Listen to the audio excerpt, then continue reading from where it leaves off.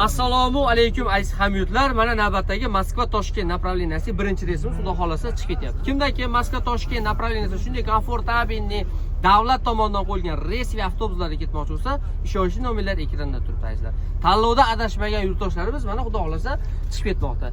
Shunday komfortabilniy avtobuslarni talab qilib so'rayotgan yurtdoshlar uchun yurtboshimiz qo'yib bergan reysli avtobuslarni sizlar jo'natyapmiz. Hozirda avtobusimizda ketayotgan yo'lovchilarimizda dokumentida muammosi borlarga ukamiz hozir o'zi batafsil tushuntirib o'tadi. Nima deysiz, shohsizlar mana?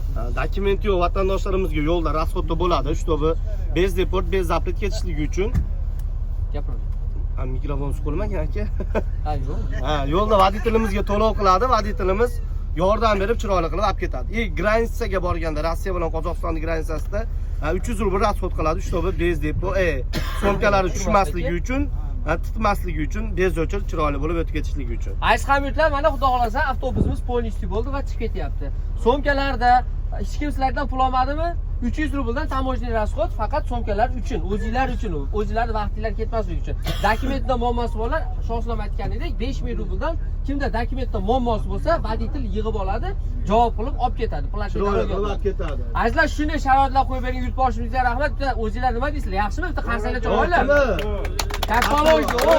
Yaxshimi? Aziz hamyurtlar, shunday komfortabilniy avtobuslarga ketmoqchi bo'lsanglar, ishonchli nomerlar ekranda. Sog' bo'linglar. Rahmat.